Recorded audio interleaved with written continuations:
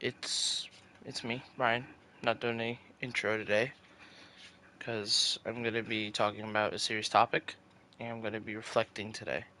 Sometimes I do this on my channel to just reflect on something that I've, you know, wanted to speak about with people, but I just haven't had the opportunity because I've either been busy or just haven't really stepped up. So today that changes. Today I'm gonna be talking about Juice World, my favorite rapper artist and my favorite artist in general. Excuse me 1 second. Juice World, aka Jared Anthony Higgins. I'm gonna say my real name. Jared Higgins, aka Juice World, is a rapper, artist, singer that I support, and I still do support since the passing. Um, he passed a long time ago, and it's been um, he almost passed. Let me look at the date because I don't want to be inaccurate. December 8th, 2019, I got the horrible news on my feed that Juice World passed due to a overdose because of the FBI and cops. Basically, he swallowed all the pills that he had, all the Percocets and everything, and he passed out and had a seizure while he was landing at the Chicago airport. I've watched the video and it's disturbing. It's gross. I don't know why anybody would record it, but you got to do it to see what actually happened, and it was very disturbing. I do not recommend watching it if you're squeamish or if you're just not a fan of people passing. Kind of like what happened with Kobe. So, but that's the sad stuff out of the way. So, what did you um did for my life? Well, it showed me uh you could support someone a long way. If it's music, if it's production, if it's a movie, if it's an actor, he showed me that he loved his fans. You know, he enjoyed performing for people, which is always nice. He he is a little icon, and he is a no name that is the biggest what if question in probably rapping history. So he also showed me that you know those kind of depressing things exist. And the way he would have a gateway from reality is taking drugs, which is always, you know, the wrong thing to do, but that's what he had to do to get his scapegoat. Music was his getaway. When he would produce music, you could tell he put his passion and heart into it while still, intoxicating drugs and saying things. But the thing about it was the things that he said, he definitely meant it, of course.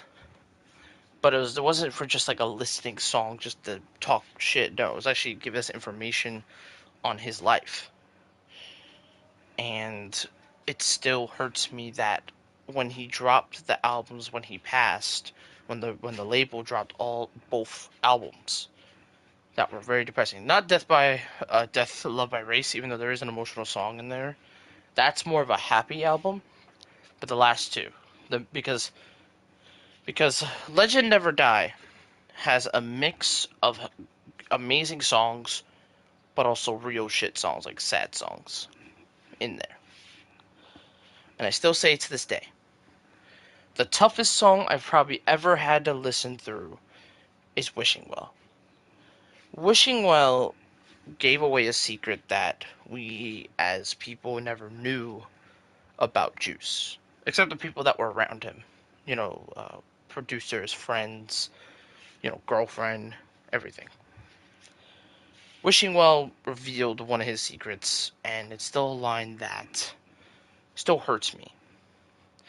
It pains me. It makes me kind of gross, you know, um, hearing that line. But when you hear it, at first you just listen to the beat, which is the production on it's amazing, by the way. The song is produced really well. But the lyrics itself, it's because back in the day when I would listen to music, I would just, kind of rattle the song but don't hear what I'm saying. But these days, I actually pay attention more to the lyrics when I'm saying them. And some words I either bleep out or I take a second to reflect when I say it, in my head, or if I say it out loud when I'm singing. Like, I pause for a second sometimes. The only time I won't give me pause is if I do it around friends, because friends, they're singing the song and I don't want to, interrupt that. So I kind of just pause. But when I'm on my own and I'm listening to it, which I was listening to a bunch of Juice WRLD songs, um, earlier today, and which gave me the idea to talk about it.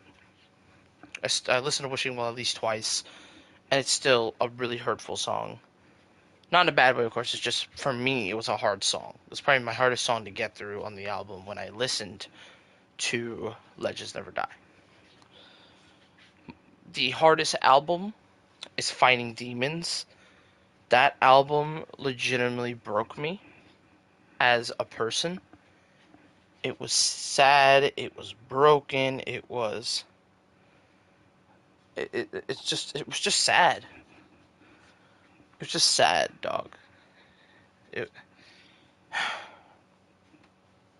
it's sad. It was just sad. It's just like there's so many songs on there that were so well produced and you could sing on top of your head, but when you look at the lyrics and what they are, it makes me hurt. Like the only song that's kind of a fun song is like Feline with Polo G and Trippie Redd. That's a fun song. And Rockstar was pretty good too. But other than those and a couple others, it is a very emotional album. It's a lot of emotion, a lot of secrets revealed, and Juice put his heart and soul out there.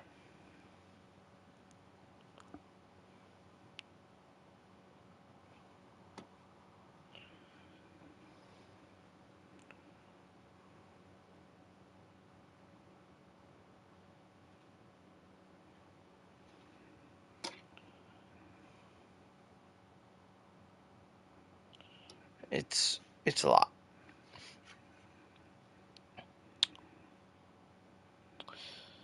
It's a lot.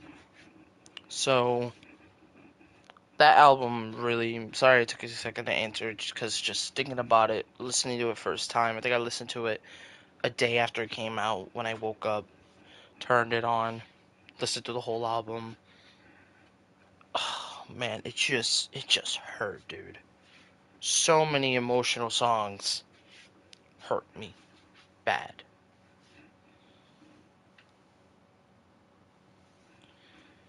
A lot of emotional damage in those albums. But now I'm going to give you my favorite features and my favorite kind of top list of songs. So first, my features, the stuff he does with Trippie Redd. So it'd be the 114,999 kind of song. That was great. Fire. Um, um, Tell Me You Love Me. That's another good one. Um, what else? Matt Hardy's also pretty good. That's kind of a fun song. So that's one of my favorite features. When Juice would team up with Ski and did Nuketown, that song banged so much. It's probably one of my favorite features on Skiskelly, which is Ski's album. Just something about it hit different, you know? It was great. Um, what else? What other features? I, Juice did so many features that were really good. Him and Kid Leroy. That one came a little later. But Kid Leroy, also.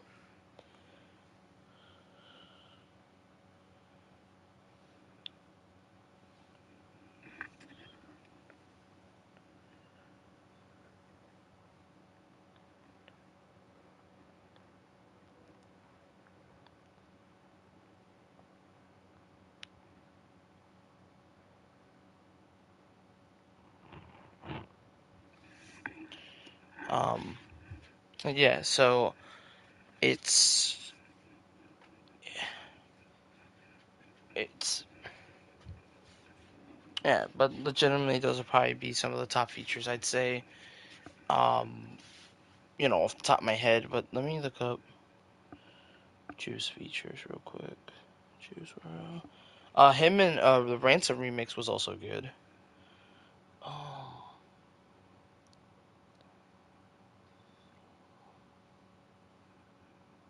Juice.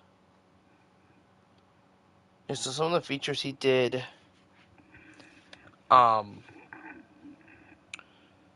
Juice had like I think it was like 34 like features. A graduation with Benny Blanco, and then Roses as well, also very good. Wasted with Little Uzi, Hate Me is also another good one. Um, him and Young Boy, NBA Young Boy, it was okay, but I feel like Young Boy didn't put his full heart. Fine China with Future, that's another good one. Um, uh, On God was another good one, and Bad Boys, both by with Young Thug. Um, there's a lot of great features from Juice. Tons of great collaborations. Yeah, so those would probably be like some that are ranked. Now, thing that I've been wanting to say, my top 5 Juice WRLD songs. Now, I'm not saying one is weaker than the other. I'm just saying the amount of how it, reacted and how reflective it felt to me. So number 5 for me would be um number 5 would be for me, and this was really tough because I've listened to so much Juice WRLD, but I'm actually gonna give it to the recent album. I'm gonna give it to um I think Burn, I think it was called. Something about Burn was really good on the album. It's one of my favorite songs on the album. The way his words would speak, the way he was telling things to burn, I thought was really good. And it was an emotional song, but it was still really good to listen to. So number 5 for me would be Burn.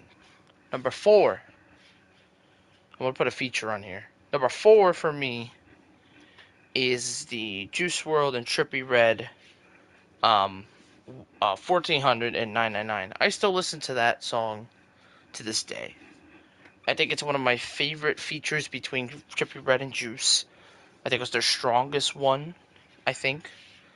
I just like the way they would go back and forth was insane. The beat was crazy. They were going ham. They were talking about bars. It was an insane feature on Trippie Redd's Love Your Scar 3, I think it was. Which, that's probably my favorite Love Scars album out of all of them. Just something about it was so good. Um, yeah, Trippie was killing it, though. Fortunately, it's been killing as of late with albums, but that one was definitely a good one there.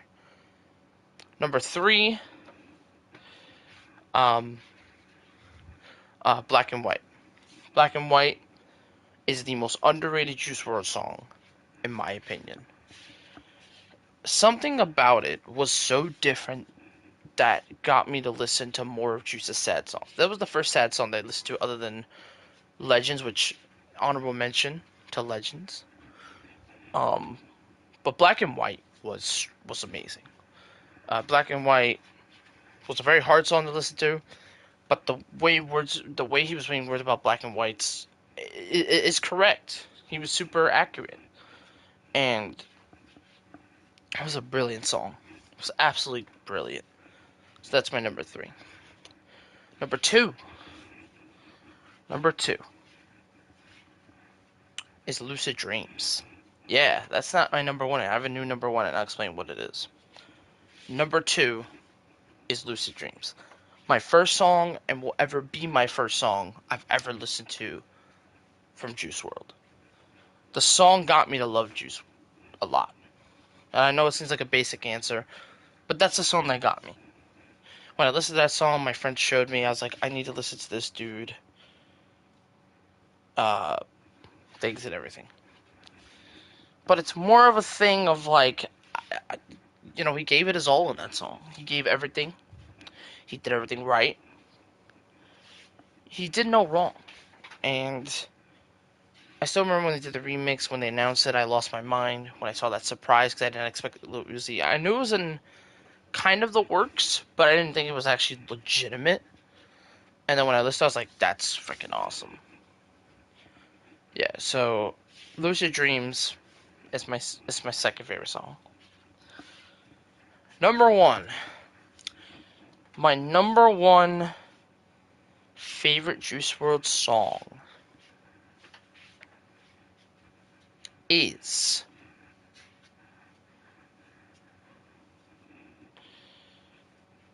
it is you'll be surprised. It's Hate the Other Side. That's right. Hate the Other Side is my number one favorite Juice Wrld song. Here's why. I love the beat. I love everyone's verses. Juice Wrld killed it on the hook. Polo G killed it with the verse. Kid Leroy killed it on the verse. The beat was sick. Marshmallow's mixing was insane. And it was just a fun song to listen to. When I listened to an album, it shot out to my favorite album, favorite song on the album, and nothing beat it. If you're talking about straight up fun song to listen to, that's a fun song to listen to. But the sad song that I will say, Wishing Well does get an honorable mention, even though it is probably the hardest song I've ever listened to from Juice. But yeah, number one is Hate the Other Side. That's my favorite song of the entire album. So like I said, it's Burn, it's Trippie Redd and Juice collaboration. Then I would say Black and White. Then Lucid Dreams, and then number one, Hate the Other Side. So that's my top 5 Juice Wrld list of songs. It was hard to narrow down, but those are the songs that stood out to me and gave me a lot of reflection and meaning. A lot. And I'm glad I'm able to listen to them before he passed, and it's been hard without him. I've had to listen to other people. I listened to some of his features that he's had with like Polo G, Kid Leroy, Lil TJ's been killing it. Lil Baby. Other than those, if Juice was still around, I'm personally sticking with Juice for the rest. Personally sticking with Juice. But everyone else, they're what I have. They're my scapegoat, so that I don't have to think about Juice. But it's definitely not the same without Juice. And whenever Juice puts out unreleased songs, I will be on top of them listening to them. Even though we can't, let him say how the music was produced or how he thinks about the song. We can't do that. But us as fans, we can listen for Juice out there. Juice, you were my inspiration. You were everything. I hope heaven is treating you well. You're hanging out up there with X and everything. Because I know you and X were pretty good friends. And, you're killing it up there doing music performances up there and making music. While down here, you're unfortunately watching us suffer. But I know you love your fans. I know you love everyone that loved you. And unfortunately, I wasn't able to go see a Juice WRLD concert. And I probably will never because, unfortunately, he passed. But I can still listen to music. I can still support you. R.I.P. Juice. Sorry. So that's it. Thank you all for listening to me speak 20 minutes about Juice WRLD. I'm like all my carry day. I have Dynamite tonight. No videos, no reactions, nothing, because I need this to process. But I will be watching Dynamite. We'll be watching with the boys, and it's gonna be fun. So thank you guys, and enjoy your day.